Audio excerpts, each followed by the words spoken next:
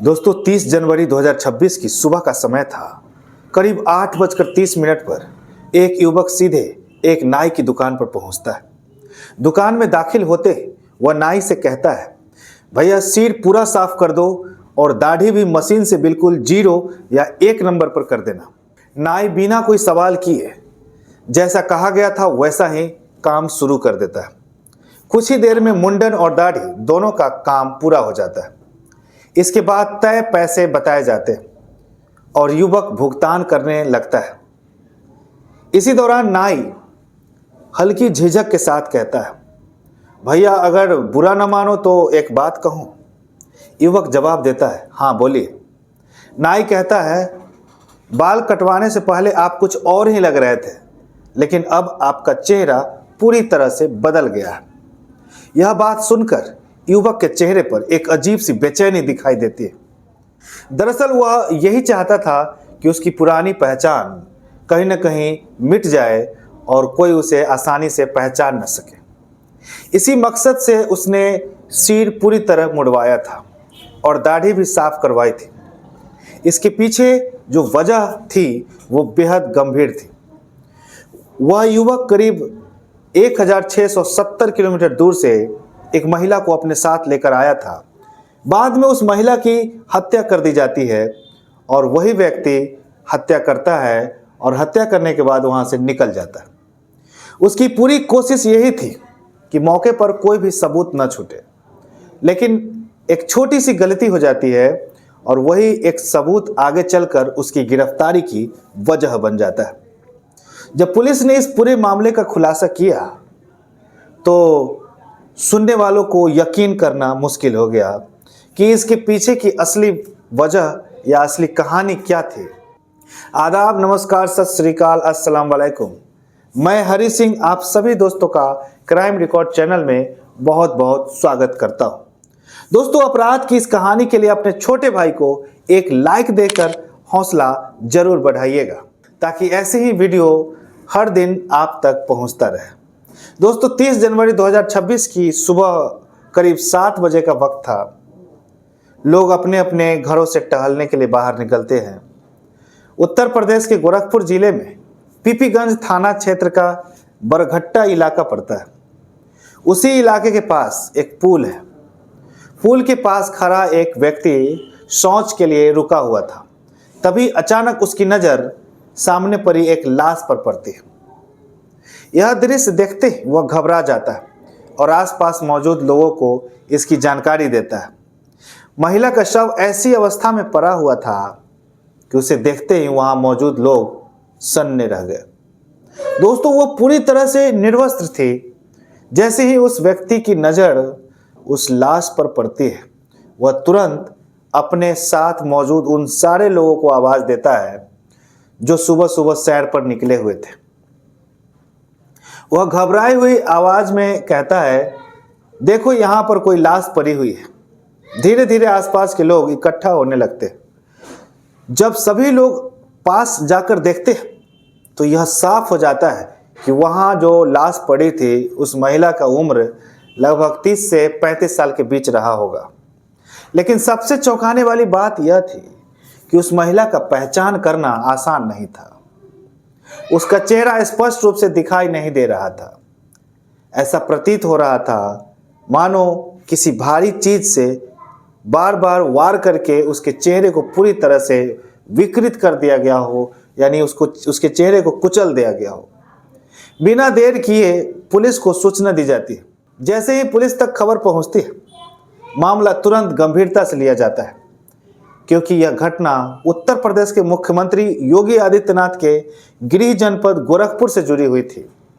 और आपको पता ही है कि उत्तर प्रदेश का शासन व्यवस्था कितना कड़ा है।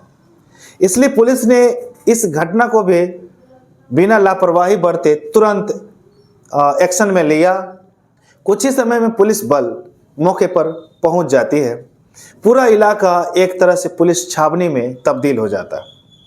देखते ही देखते यह खबर पूरे क्षेत्र में जंगल की आग की तरह फैल जाती है। घटनास्थल के आसपास रहने वाले दुकानदार हो या फिर पास में रहने वाली एक बुजुर्ग महिला, किसी को भी इस बात की भनक तक नहीं लगी थी कि यहाँ इस तरह की कोई वारदात हुई है। पुलिस तुरंत अपनी जांच में जुट जाती है। आसपास लगे सभी सीसीटीवी कैमरों की फुटेज खंगालना शुरू कर दिया जाता है। एफएलएस टीम को बुलाया जाता है। डॉग स्क्वाड को भी मौके पर लाया जाता है। इसके साथ साथ पुलिस आसपास के लोगों से पूछताछ शुरू करती है और यह जानने की कोशिश की जाती है कि क्या इस इलाके या पूरे जिले में कोई महिला हाल ही में लापता हुई है। इस संबंध में सभी थानों को सूचना भेज दी जाती है ताकि अगर कोई व्यक्ति आकर यह दावा करे कि वह इस महिला को जानता है या पहचानता है तो उसकी पहचान हो सके। लेकिन हैरानी की बात यह थी कि कोई भी क्लेम सामने नहीं आया। जांच आगे बढ़ती है लेकिन पुलिस के हाथ फिलहाल कोई ठोस सुराग नहीं लग पाता है। करीब 100 से अधिक सीसीटीवी कैमरों की फुटेज को देखी जाती है, खंगाली जाती है। इसके अलावा इलाके में लगे मोबाइल टावरों से डंप डेटा भी जुटाने की कोशिश की जाती है। पुलिस इस एंगल से भी जांच कर रही थी कि कहीं ऐसा तो नहीं है कि कोई बाहरी व्यक्ति यहाँ आया हो और वारदात को अंजाम देकर यहाँ से फरार हो गया हो। लेकिन शुरुआती जांच में पुलिस के हाथ लगभग खाली ही रहते। इसी बीच एक अहम सुराग सामने आता है। पीपीगंज थाना क्षेत्र में स्थित इलाहाबाद बैंक के ठीक सामने एक सीसीटीवी कैमरा लगा हुआ होता है। उस कैमरे की फुटेज में 29 जनवरी 2026 की रात करीब 11:20 से लेकर 12 बजे के बीच एक नीले रंग की स्कूटी दिखाई देती है। फुटेज में साफ नजर आता है कि जब स्कूटी उस जगह से गुजरती है तो उस पर 3 लोग सवार होते।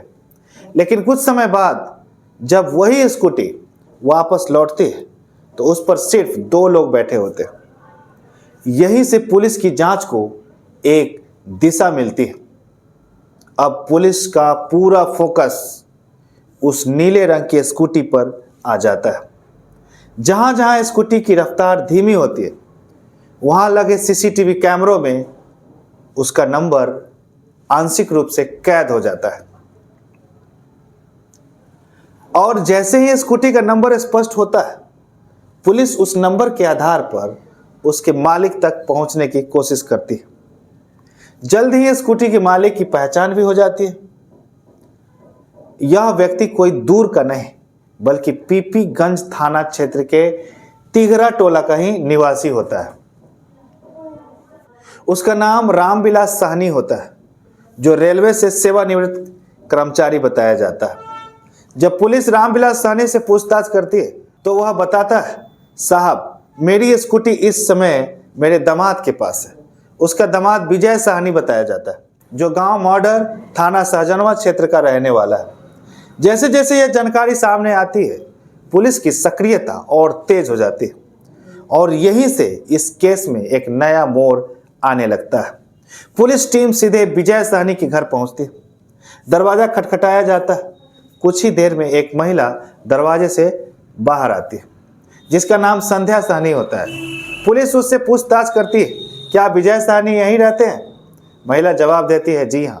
इसके बाद सवाल किया जाता है, वह आपके क्या लगते हैं? महिला कहती है, वो मेरे पति है। जैसे ही पति शब्द सामने आता है पुलिस कहती है कि उन्हें बाहर बुलाया जाए। विजय साहनी जैसे ही बाहर आता है पुलिस बिना देर किए उसे अपने कब्जे में ले लेती है और हिरासत में ले जाती है। पूछताछ शुरू होते विजय साहनी ज्यादा देर तक सवालों के सामने टिक नहीं पाते। पुलिस उससे पूछती है कि एक महिला की लाश मिली है और उस लाश से आपका क्या संबंध है? कुछ पल की चुप्पी के बाद वह कह देता है, साहब वह मेरी पत्नी है और उसी की हत्या मैंने की है। यह सुनते ही पुलिस भी हैरान रह जाती है। कुछ देर पहले जिस महिला ने दरवाजा खोला था वह भी उसी व्यक्ति की पत्नी थी और जिसकी लाश मिली थी वह भी उसी व्यक्ति की पत्नी थी। आखिर यह कैसे हो सकता है? पुलिस अब इस पूरी कहानी की तह तक जाना चाहती थी। जब विजय साहनी अपनी कहानी सुनाना शुरू करता है तो सिलसिला साल 2012 से शुरू होता है। उसने कॉमर्स स्ट्रीम से पढ़ाई की थी, यानी विजय साहनी कॉमर्स स्ट्रीम से पढ़ाई की थी और ग्रेजुएशन पूरा करने के बाद वह मुंबई चला गया। साल 2012 में उसे एक प्राइवेट बैंक में एजेंट की नौकरी मिल जाती है, जहां उसका काम बीमा पॉलिसी से जुड़े क्लाइंट लाना होता है। एक दिन उसने एक विज्ञापन दिया जिसमें अपना मोबाइल नंबर भी डाल दिया। मकसद यह था कि लोग उससे जुड़े, वह उन्हें कमीशन दे और बदले में क्लाइंट हासिल करे। इसी दौरान एक लड़की संपर्क में आती है जिसका नाम प्रिया सेठी होता है। प्रिया सेठी मुंबई के चारकोप इलाके के कदमबली संताना क्षेत्र में रहती थी। उसने पूछा कि अगर वह मदद करेगी तो उसे क्या मिलेगा। विजय ने कहा कि हर क्लाइंट के बदले उसे कुछ कमीशन दिया जाएगा। प्रिया पूरी मेहनत और ईमानदारी से काम करने लगती है और विजय भी उसे समय पर पैसा दे दिया करता था। इसी बीच एक दिन प्रिया के माता पिता दोनों का निधन हो जाता है। यह बात जब विजय को पता चलती है तो वह सहानुभूति जताने के लिए प्रिया से मिलने के लिए उसके घर जाते हैं। पेशेवर रिश्ता धीरे धीरे दोस्ती में बदल जाता है और कब दोनों एक दूसरे के करीब आ जाते हैं और दोनों के बीच गहरी प्यार हो जाती है, इसका एहसास भी नहीं होता। चूंकि प्रिया अकेले रहती है, दोनों यह फैसला करते हैं कि साथ साथ रहना शुरू किया जाए। इस तरह से वे दोनों लिव इन रिलेशनशिप में रहने लगते हैं। कुछ समय बाद प्रिया गर्भवती हो जाती है। यह बात विजय को पसंद नहीं आती। वह साफ कह देता है कि इस तरह की कोई बात ही नहीं हुई थी और वह गर्भपात कराने की बात करता है, लेकिन प्रिया इससे इनकार कर देती है और मामला थाने तक पहुंच जाता है। यह साल 2013 की बात है। पुलिस के सामने दोनों के बीच बहस होती है, लेकिन बाद में विजय साहनी कार्रवाई न करने की बात कहकर समझौता करा लेता है। समझौते के बाद प्रिया बच्चे को जन्म देती है। बेटा पैदा होता है और अस्पताल में पिता के नाम के कॉलम में विजय साहनी और मां के नाम के कॉलम में प्रिया सेठी लिखा जाता है। बच्चे के जन्म के बाद विजय धीरे धीरे प्रिया से दूरी बनाना शुरू कर देता है। वह प्रिया से बात करना कम कर देता है और इसी दौरान वह एक के बाद एक कई नौकरियां बदलता रहता है। आमदनी घटती जाती है और दूसरी तरफ प्रिया पूरी तरह अपने बच्चों में व्यस्त हो जाती है। हालांकि विजय बीच बीच में खर्च के लिए पैसे भेजता रहता है, लेकिन भावनात्मक दूरी बढ़ती चली जाती है। इधर साल 2014 में विजय साहनी के परिवार में उसकी शादी को लेकर बातचीत शुरू हो जाती। वह गोरखपुर का रहने वाला था और उसके पिता का नाम रामकेश साहनी था। परिवार को बेटे के लिए एक लड़की की तलाश थी। पीपीगंज थाना क्षेत्र के तिघरा टोला सपैया निवासी रामविलास, जो रेलवे से रिटायर्ड हो चुके थे, उनकी बेटी संध्या साहनी से विजय की शादी तय हो जाती है। उधर प्रिया लगातार दबाव बना रही थी और मामला थाने तक पहुंच जाता है। उस दबाव से बचने के लिए और विवाद खत्म करने के लिए विजय साहनी उसे मंदिर ले जाता है और उससे भी शादी कर लेता है। शादी तो हो जाती है, लेकिन विजय इस रिश्ते से भागने की कोशिश करता रहता है। वह तलाक की अर्जी भी लगा देता है, मगर बाद में उसकी पैरवी नहीं करता। नतीजा यह होता है कि तलाक नहीं होता है, लेकिन दोनों के बीच दूरियां बढ़ जाती है। समय आगे बढ़ता है। अब आता है साल 2015, जिसमें विजय साहनी की संध्या साहनी से विधिवत शादी हो जाती है, यानी दूसरी शादी हो जाती है। वह मुंबई में नौकरी करता रहता है, कभी आता है कभी जाता है। धीरे धीरे उसके और संध्या के 3 बच्चे हो जाते हैं, 2 बेटियां और 1 बेटा। साल 2022 में वो अपनी पत्नी संध्या और बच्चों को गोरखपुर से मुंबई ले जाकर वहीं शिफ्ट हो जाता है। इसके बाद साल 2025 में एक दिन वह इंस्टाग्राम चला रहा होता है। वीडियो देखते देखते अचानक एक प्रोफाइल सामने आती है। नाम होता है सिद्धू सेठी। दरअसल यह प्रिया सेठी की ही आईडी होती है। वह पोस्ट को लाइक कर देता है। प्रिया को पता चल जाता है कि पोस्ट किसने लाइक की। इसके बाद दोनों के बीच फिर से बातचीत शुरू हो जाती है। पुराने गिले शिकवे सामने आते हैं और धीरे धीरे दोनों फिर से करीब आने लगते हैं। इसी दौरान प्रिया उससे मदद मांगती है और कहती है कि वह उसके साथ कुछ वक्त बिताना चाहती है। मिलने की बात तय होती है और उसके बाद दोनों करीब 2 महीने तक गायब रहते हैं। जब यह बात संध्या साहनी को पता चलती है कि उसका पति 2 महीने से घर से गायब है, तो वह परेशान होकर नज़दीकी पुलिस स्टेशन पहुंचती है और पति की गुमशुदगी की रिपोर्ट दर्ज कराती है। पुलिस सीडीआर यानी कॉल डिटेल रिकॉर्ड की मदद से जांच करती है और सामने आता है कि विजय साहनी लगातार प्रिया शेट्टी से संपर्क में। इसके बाद दोनों पकड़े जाते हैं और पूरी सच्चाई सामने आ जाती है।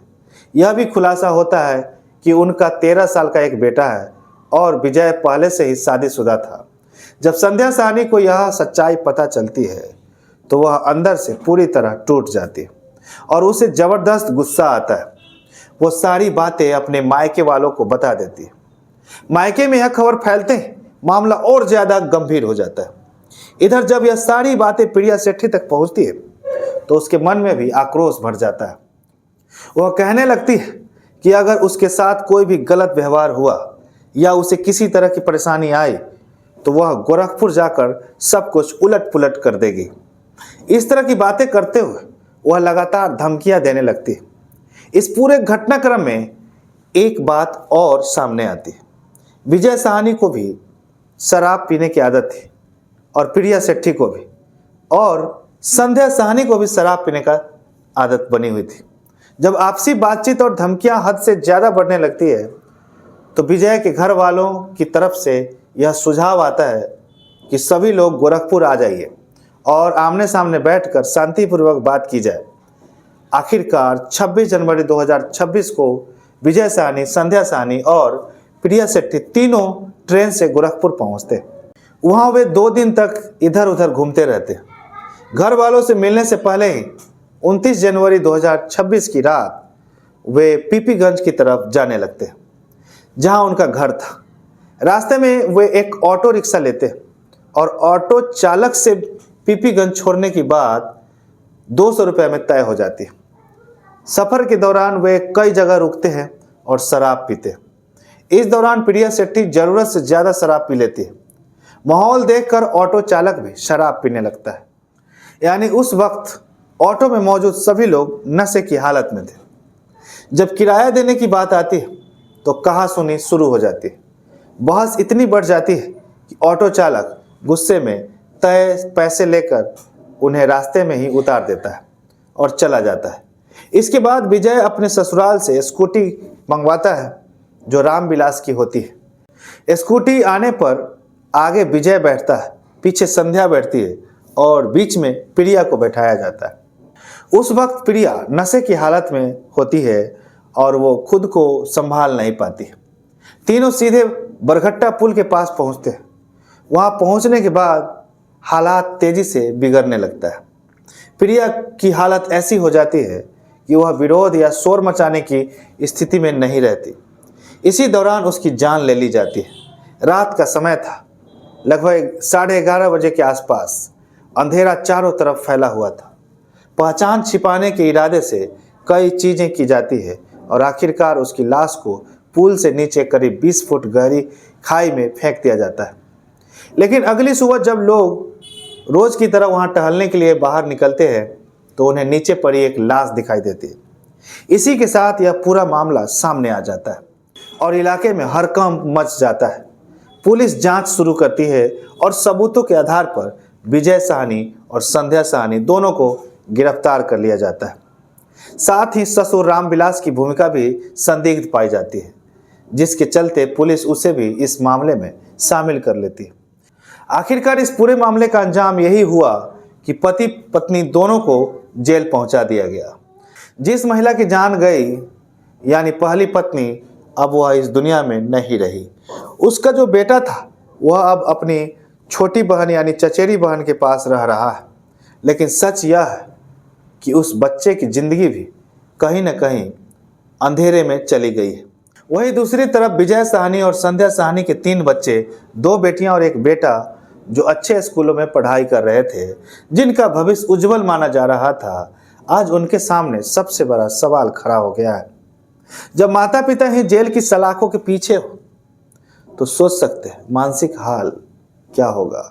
इन सब का अंदाजा लगाया जा सकता है। एक पूरा परिवार पूरी तरह बिखर चुका है और इसकी वजह सिर्फ एक व्यक्ति की गलत फैसले और गलत सोच थी, वो था विजय साहनी। जब पुलिस ने इस पूरे घटनाक्रम का खुलासा किया तो इलाके के लोग हैरान रह गए। बाहर से देखने पर सब कुछ सामान्य लग रहा था।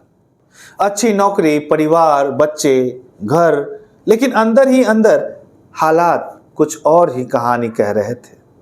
विजय ने सिर्फ दूसरों की जिंदगी नहीं, बल्कि अपनी जिंदगी और अपने बच्चों का भविष्य भी तबाह कर दिया। उसने यह सोच लिया था कि वह कभी पकड़ा नहीं जाएगा, लेकिन वह यह भूल गया कि अपराध कितना भी चालाकी से किया जाए, कोई न कोई निशान जरूर छोड़ देता है। इस मामले में सबसे अहम कड़ी बना वह ऑटो चालक। घटना के बाद जब खबर फैली तो वही ऑटो चालक खुद पुलिस के पास पहुंच गया। उसने उस रात की पूरी कहानी पुलिस को बता दी। इसके अलावा स्कूटी, जिसे वह मामूली चीज समझ रहा था, वही उसकी पहचान का सबसे बड़ा सबूत बन गए।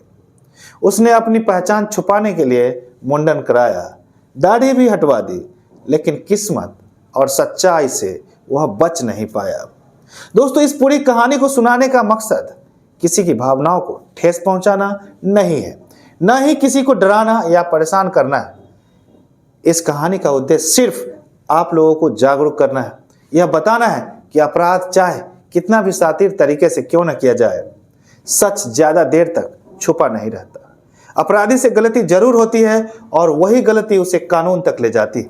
जाते जाते बस मैं यही कहूंगा कि दोस्तों, आप दुनिया में कहीं भी रह रहे हो, कोई बात नहीं, लेकिन इस आपराधिक दुनिया में सतर्क और सुरक्षित जरूर रहे। अपना और अपने परिवार का ध्यान रखें। वीडियो को लाइक कर दीजिए और चैनल को सब्सक्राइब करके बेल आइकन जरूर ऑन कर लीजिए, ताकि हमारी हर वीडियो आप तक समय पर पहुंचती रहे। और अपने मन में जो बातें आ रही है उस बात को हम तक पहुंचाने के लिए कमेंट बॉक्स में जरूर लिखिए अपना विचार। इसी के साथ आपको बहुत बहुत धन्यवाद, क्योंकि आपने वीडियो को अंत तक देखा। जय हिंद, जय भारत।